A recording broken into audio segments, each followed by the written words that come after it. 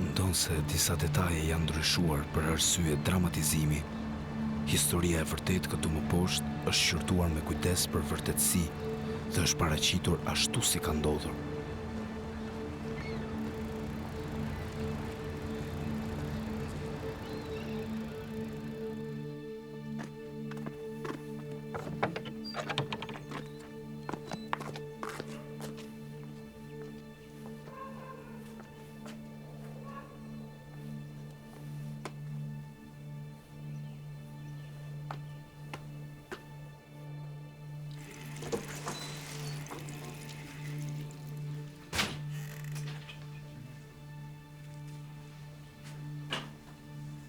Mirë se erdhe, Ali. Të kam arruria? Patjetër që jam i urritur, nuk e she? Të kanë lënë syt? Gjilla është ende në zjarr. Oh, Çfarë ke, Ali? treqi të haj. Pse është gjella akoma e nxehtë? Është në zjarr, Ali.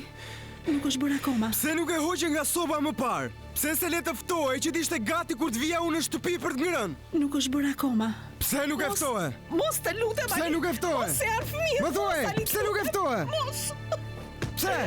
Pse? Mos të lutem. Mos. Pse? E rria gruan pothuajse çdo ditë. Akoma i kanë ngelur shenjat në trup në ato vende ku e kam gjuajtur. Unë nuk përmbahesha dot. Ndërsa flas për dobësinë time, më vjen me të vërtet turp për gjërat që bëja. Por unë e rria gruan pothuajse çdo ditë.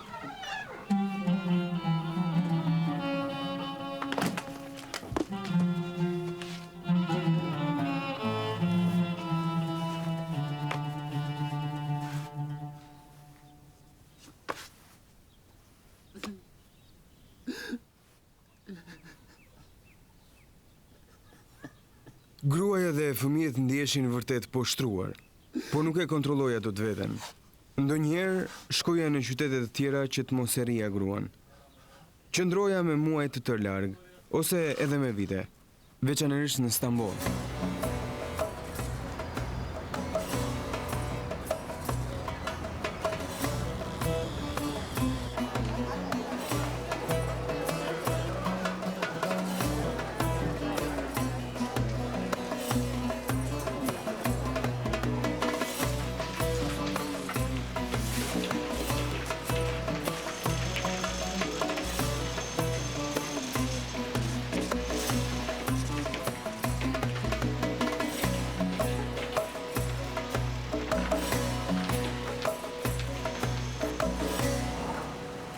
Hey, çuna, si po ja kaloni? Mirë, shef.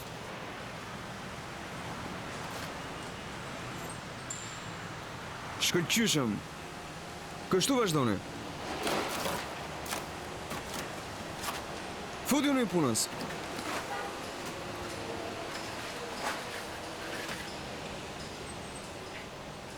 Punova si suvatues dhe bëra goxha para. Në përgjithësi punoja si mbikëqyrës. Por lekët që i fitoja i harxhoja duke pirë. Pija vazhdimisht.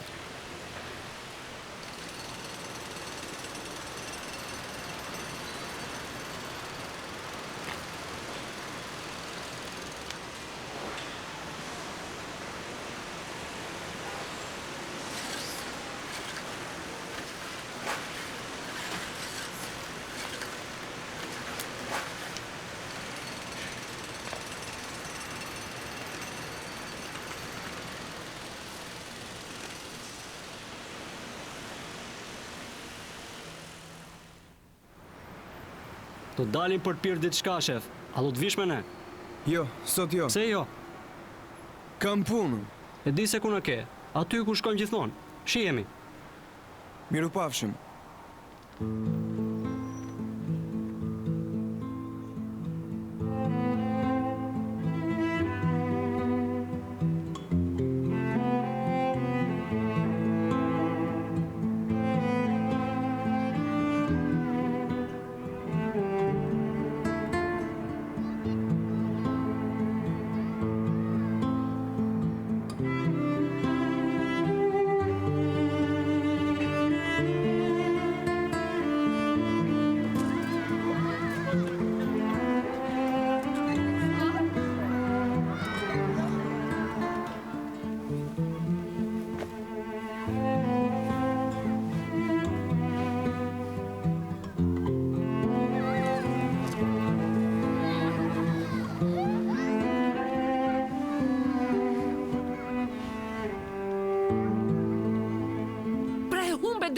normale.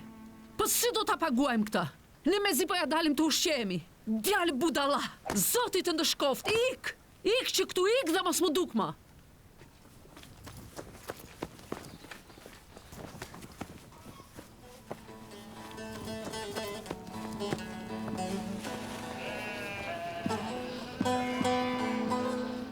Maraş'tan bir haber geldi.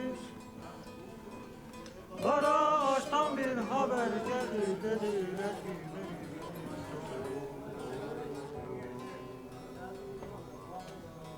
keşke Merik ölmeseydi. Ali e ja këtu. Merik ölmeseydi. Kamarier, 2 gota. Mirë se erdhe. Faleminderit. Po kënaqeni shuna. Po Ali. Oy, oy Merik, Merik, Merik, ben kurbanım sana Merik. Do marrë edhe një tjetër. Sigurisht, pa tjetër. Oy Merik, Merik, Merik, ben kurbanım sana Merik.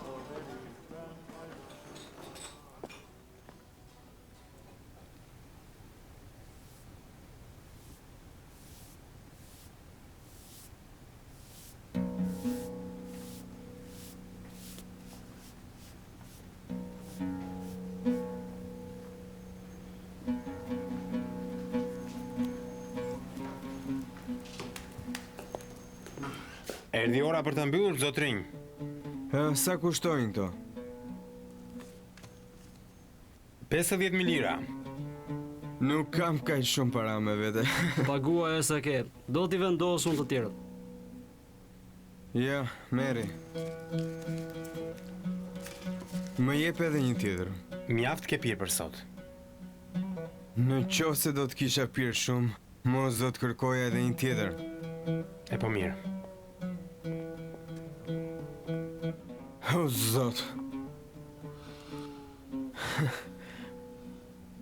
Unë dua që ai të më ndihmoj. Kush? Flas për ditët me të. Me kë? Me Zotin, me këtë tjetër. Shikoj lulet për shembull. Lulet? Po, ato. Dhe të mendosh që ato rriten në pislaka apo jo. Kur ngop me ple ato, bëhen shumë të bukura. Nga vjen nera. Nga plehu? Jo, kam fjalën për erën e mirë. Zoti e përdor pislëkun për të nxjerrë të bukurën. Aha. E keni nga lokali. Faleminderit. Më thuaj, a flet ndonjëherë me Zotin? Nga njëherë janë kohem. Me Zotin ti duhet të flasësh si një shok. Foli, Zotit si një fëmijë. Sepse unë kështu bëj gjithmonë. Më kupton?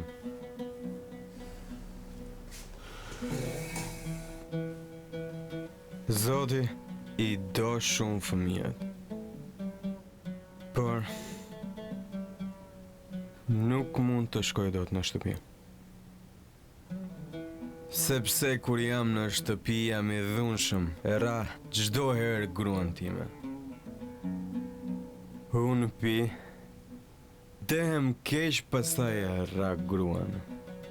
Madje harroj edhe emrin tim. Duhet të shkosh në Arabinë Saudite. Në Arabinë Saudite Aty ndalohet alkooli. Do të duhet ta lësh pijen. të lë pijen. Do të bëhesh për sëmbari.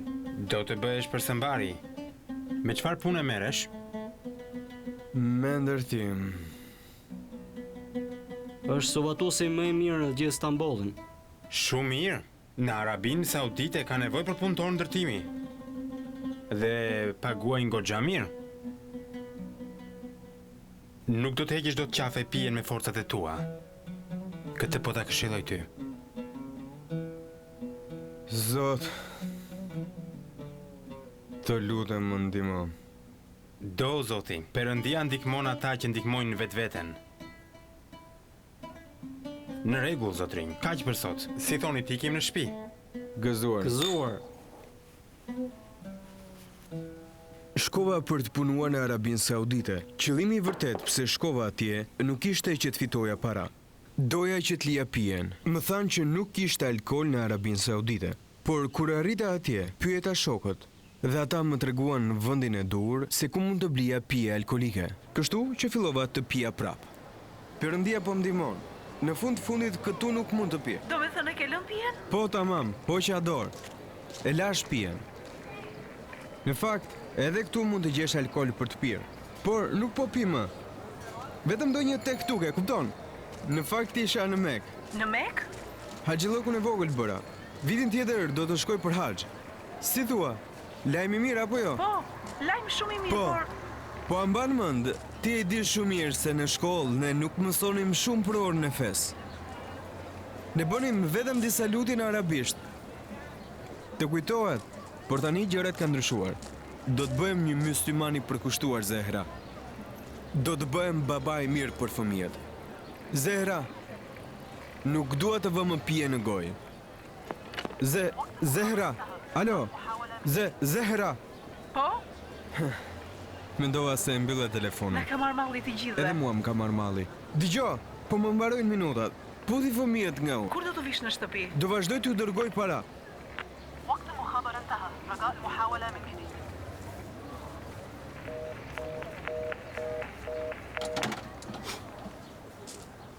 Pas një viti, vendosa të shkoja në haxh me disa miqtë e mi. Në fakt, të gjithë sa ishim, u ndarë në 4 veta në çdo makinë për të ikur atje. Në makinën time nuk hypi asnjëri sepse nuk kisha patent dhe nuk kisha as shofer i mirë.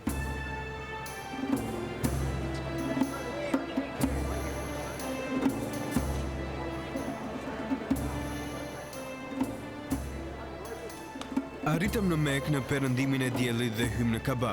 Pasi erdhëm rrotull Kabas, bëm faljet e darkës. Në atë mbrëmje, unë i bëra faljet e darkës për herë të parë në jetën time dhe ishte e mahnitshme.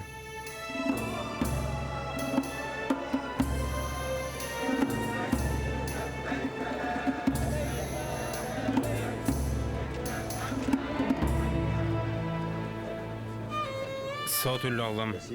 Shpresoj që të fletë të çlodhem. Nuk më besohet që jam këtu. Gjithë jetën time kam ndëruar për këtë vend. Samir, kjo do të thotë se e pas ke marrë përgjigjen e lutjeve të tua. Ali, doa të të rrëfej diçka. Të më rrëfesh? Ashtu si shumë njerëz në vendin ton, ti nuk je rritur si një njeri fetar si gjithë neve. Fakti që po të shikoj këtu, mua më habit vërtet shumë, Ali. Ke të drejtë. Kam pasur problemet e mia. Por gjithçka do të ndryshoj. Që tani e tutje, do të hedh problemet pas krave.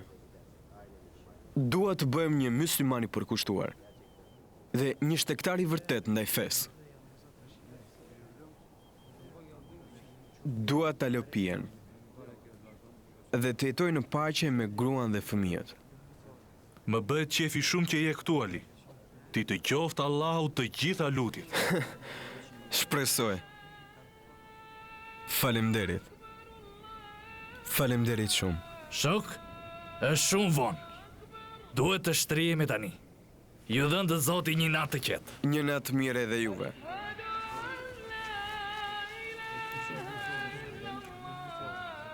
Ali, jashtë do të flesh? Nuk do të vish brenda? Në çadër është shumë vap. Do jem më rahat këtu jashtë. Natën e mirë. Natën e mirë, natën e mirë.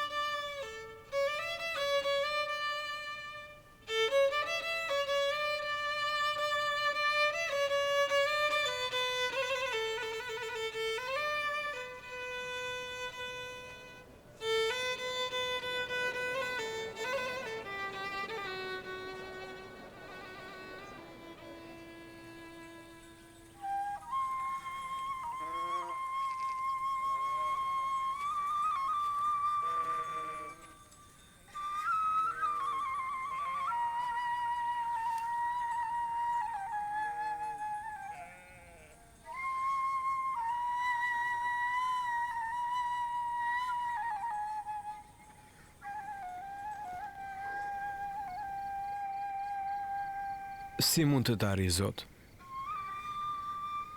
Nuk di si t'ja bëj. Por e di që ekziston. Të lutem me gjithë zemër. Dua që ti të më shfaqesh. Më shpëton nga kthetrat e alkoolit. Dua që të më shpëtosh.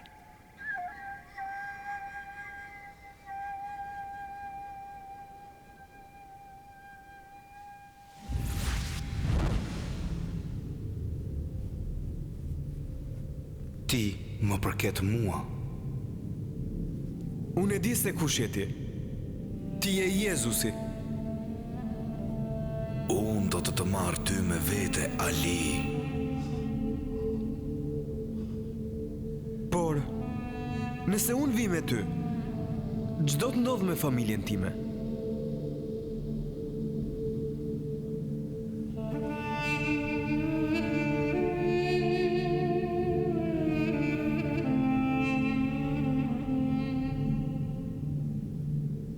Ik nga ky vend. Ti më përket mua.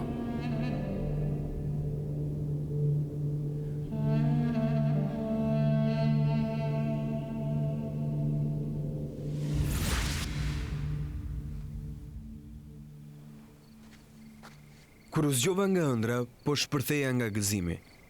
Më kujtohet që ishte një natë që solli gëzim në jetën time. Më duke e sigur po fluturoja. Ishte gjëja më e bukur që më kishte ndodhur.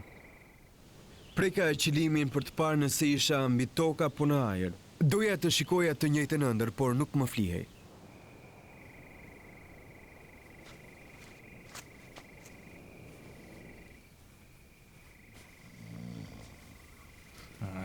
Erol. Pash Jezusin.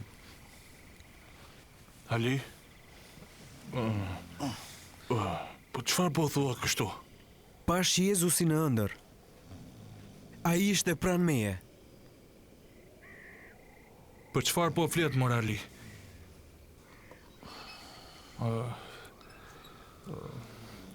Zgjuarje? Po falte. Ali.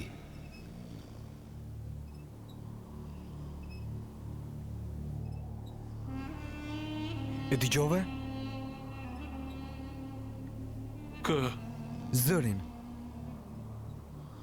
Zërin e Jezusit. Po çfarë po thua kështu morali? Zërin e Jezusit. Hëngre shumë dje, më duket dhe pate ndonjë mangë tani. Jo. Ishte një ëndër e bukur. Shumë e bukur. Si thua? Po të fle prap, do ta shikoj përsëri? Kjo po që do t'ishte gjë e mirë. Ik shko shtriu, nesër na pret një ditë të shënuar.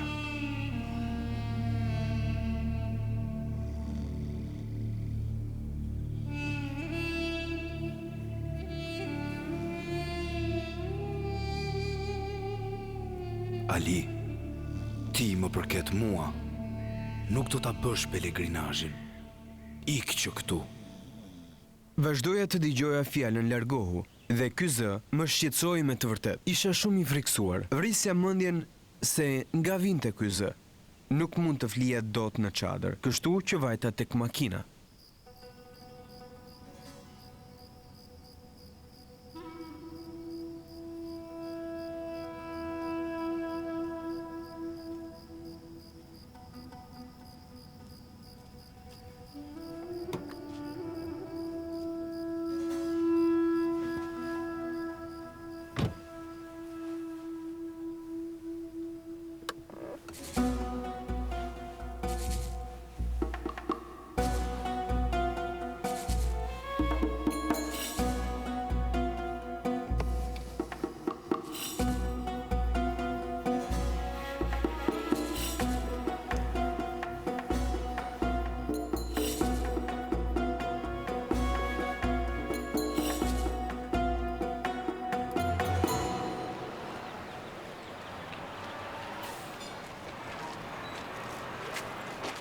Ali, çfarë po bën këtu? Po ike, tani po ike. Po çfarë ke kështu Ali? Sfjeda fare gjithë natën. Vetëm këtë zë dëgjoja. Zë the? O Zot, çfarë më thua kështu? Zërin e Jezusit. Zërin e Jezusit? Aliu ka kaluar një natë të keqe, nejse mos flasim këtu. Ikim tani shpejt. Le të shkojmë tek Mina. Mirë, unë po vi pas jush.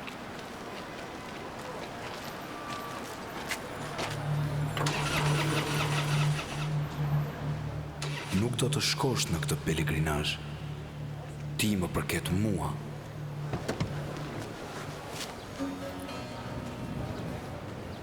Erol! Erol! Erol! Erol! Unë nuk kam për të ardhur me ju. Çfarë ke ndërmend të bësh? Zëri ngulkëm që të largohen. Do të bëj atë që më thot. Ali,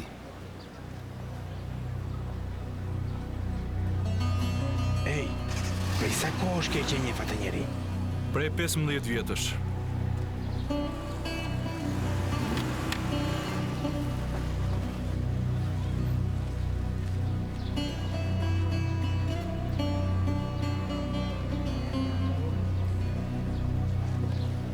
Hipa në makinë dhe u nisa për Agba, qyteti ku punoja.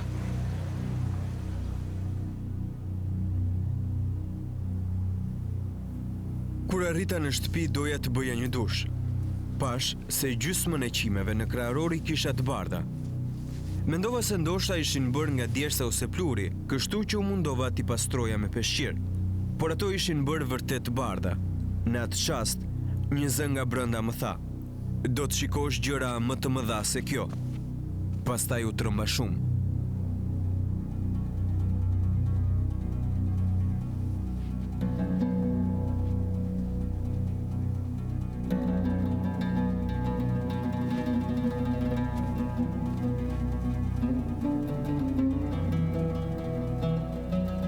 Në atë moment më pushtoi një frikë e madhe. Ishte një lloj frike e përzier me gëzim. E ndjeva që Zoti ishte me mua dhe do të më ndihmonte. E dija që do të çlirohesha nga veset e këqija dhe nga problemet, dhe në veçanti nga alkooli. Në atë qast, frika e Perëndis dhe gëzimi i brendshëm më bën që të ulesha në gjunjë. Nuk dija se ç'toja. Thash vetëm: "Po Zot, çfarëdo që do të duash prej meje që nga ky çast, unë do ta bëj." Unë do të bëj çfarë të duash. Çdo gjë që do ta duash ti.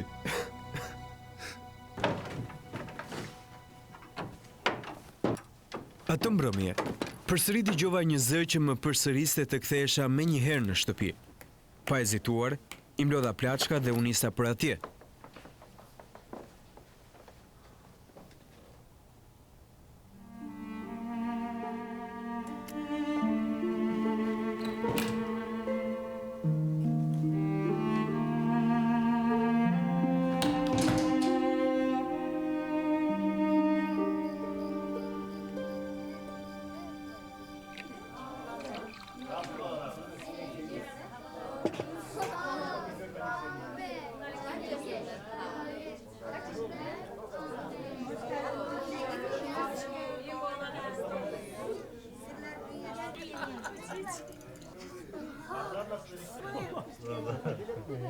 Në shtëpi ishin mbledhur të gjithë komshinët. Isha tepër i lumtur. Ata e dinin që më parë që e rria gruan dhe fëmijët, por prap se prap më donin. Në atë qast, një zë i brendshëm më tha: "Qohu në këmbë."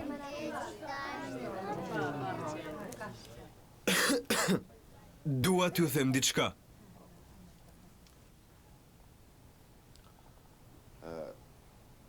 Kur isha në Arabinë Saudite, unë pash në ëndër Jezusin. Ai më preku mua. Dua që ju të gjithë ta dini se unë jam bëri krishter.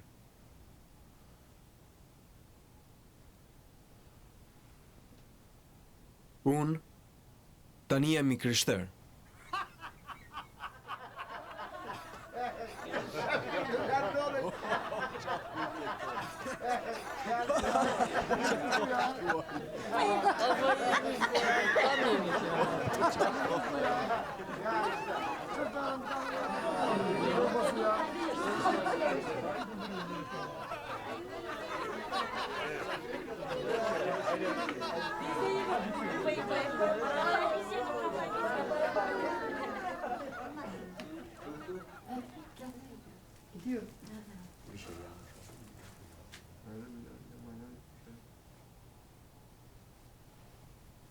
Hejeni fëmijë, erdhi ora për të fjetur. Hajdeni.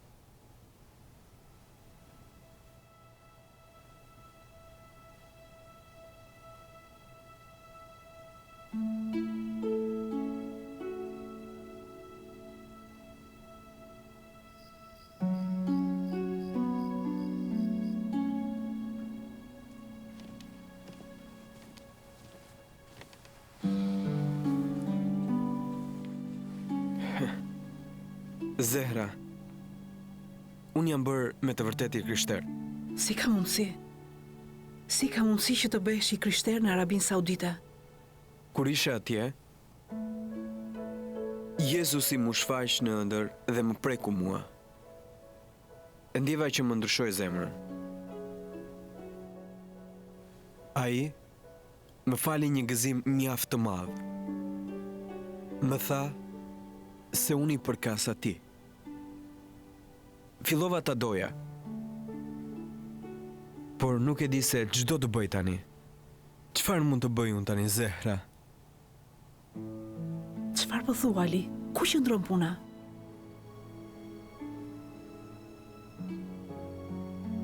Zehra, unë të dua shumë ty.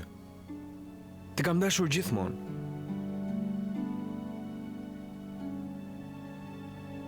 Kur nuk do të vë më dorë mbi ty. Zoti më ka falur. Po ti do më falësh? Të kam falur, Ali. Po përse që janë kështu? Si është puna, ha?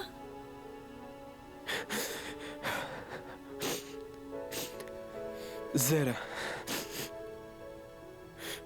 unë jem bërë një krishter i vërtet, ndërsa ti jo. Pra, si do t'ja bëjmë? Si do ja bëjmë? S'ka gjali.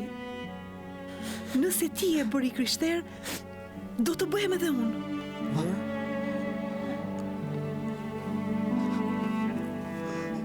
Atë natë, shtëpia ishte plot me paqe. Megjithatë, as unë dhe as gruaja nuk njinim ndonjë të krishter. S'dinim çfarë të bënim, por duhet të punoja, kështu që ju ktheva zanatit më parshëm si suvatues. Ka ndodhur një mrekulli në jetën time. Hey, ju aty, çfarë bëni? Paguani për të folur apo për të punuar? Po, shef, ke të drejtë. Sa po i flisja shokut për Jezusin, po i shpegoja se si Jezusi më ndryshoi jetën.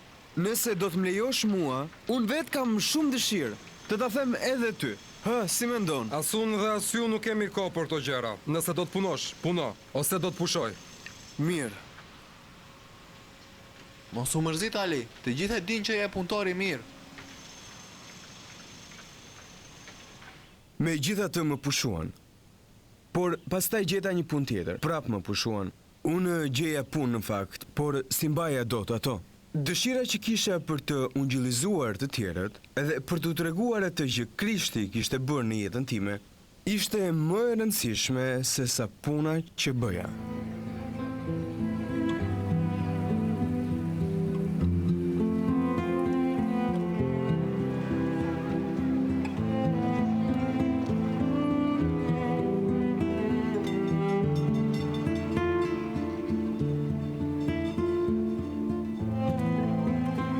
Vendosa të shkoja në Stamboll dhe të kërkoja punë.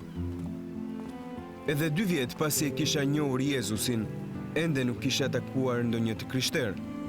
Nuk kisha as dhjatën e re.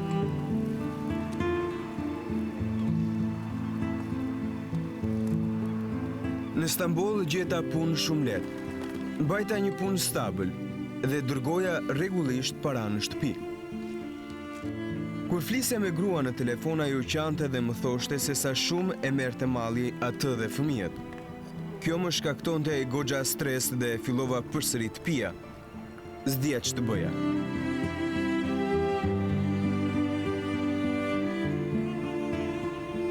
Një zë nga brenda më thoshte se duhej të kthehesha në shtëpi.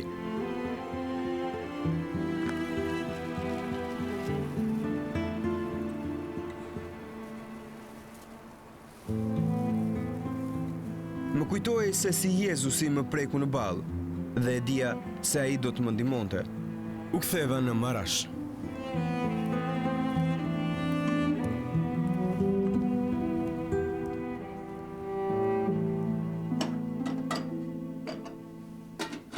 Aty gjeta punë dhe dikë që i vlerësonte aftësitë e mia, pavarësisht se nuk e vlerësonte besimin tim.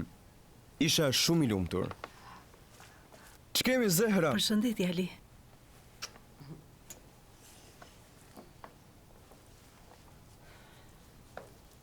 Ku janë fëmijët? Po luajnë për jashta. Po shkoj të shikoj ç'po bëjnë. Jo, s'ka nevojë. Prit sa të bëhet gati buka. Në rregull. Samir. Shko pusho pak.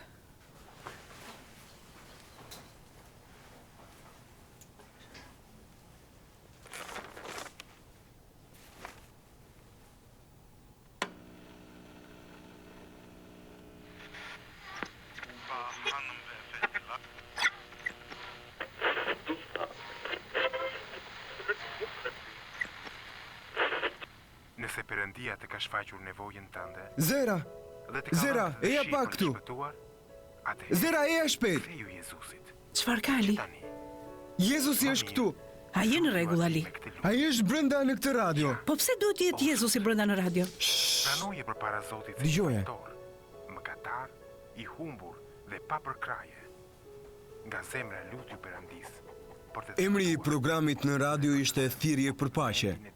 Mora një stilolaps dhe i shkruajta stacionit radiofonik. I kërkova një dhia të re. Brenda 10 ditësh mora dhiatën e re dhe sa i lumtur që isha. Lexova dhiatën e re pa fjetur fare atë natë. Në atë çast, jeta ime filloi të ndryshonte dhe kjo ishte plotësisht e vërtet. E ndjeja ndryshimin në jetën time çdo ditë që kalonte.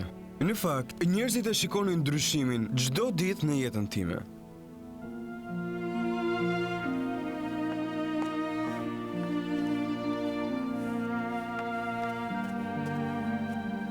Tani i ftoja të gjithë njerëzit në shtëpi dhe gjithsecilit i bëja këtë pyetje.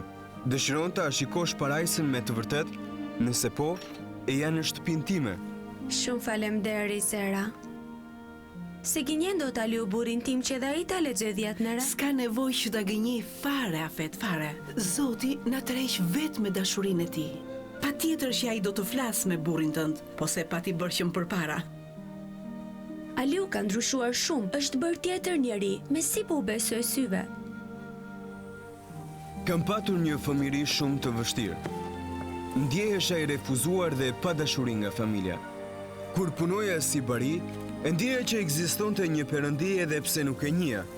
Ja shpjegoja atij të gjitha problemet dhe ai ndjente vuajtjet e mia. Më dukej sikur ai më ngushullonte dhe gjeja paqe në të. Ai dëgjonte për orë të tëra problemet dhe telashet e mia. Jetën më ndryshoi një ëndër, sepse isha në kërkim të shpëtimit dhe shpëtimin e gjeta tek Zoti Jezu Krisht. Kështu që po të them ty që je i lodhur dhe po lufton, të përgjërohem, kërko Perëndinë e vërtet dhe jepja atij të gjitha problemet e tua. Ishte ai që i dha kuptim jetës time. Ishte Jezusi që më dha paqe dhe gëzim. Më bëri tjetër njeri, më ndryshoi.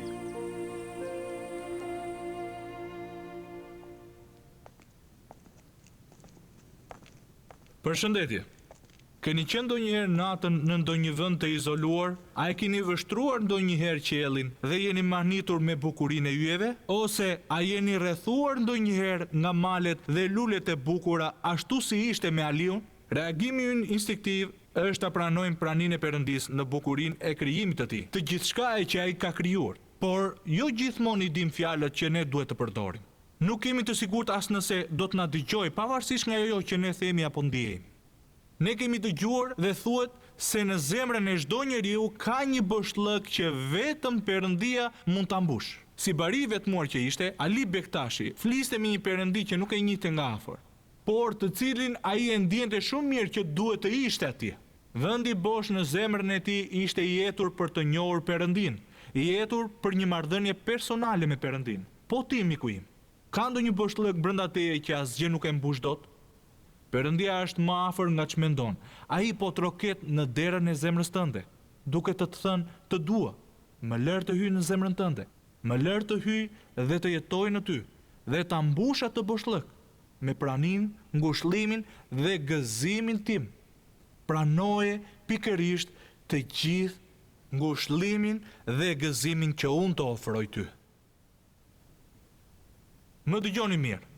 Perëndia të do me të vërtet, miku im, dhe ti duhet ta dish mirë. Perëndia do që të ketë një marrëdhënie personale me ty, një marrëdhënie intime. Imagjinoni për një çast, sikur Aliu të kishte humbur një nga delet e tij. Si bari që ishte, ai do ta kishte lënë tufën dhe do të kërkonte delën e humbur, apo jo? Atëre ai e ndjen ndonjëherë i humbur dhe mos ndoshta jeta jote është pa kuptim dhe pa qëllim për ty, atëre jepi zë thirrjes së zemrës sate. Lejoje Perëndin të dëgjoj zërin tënd.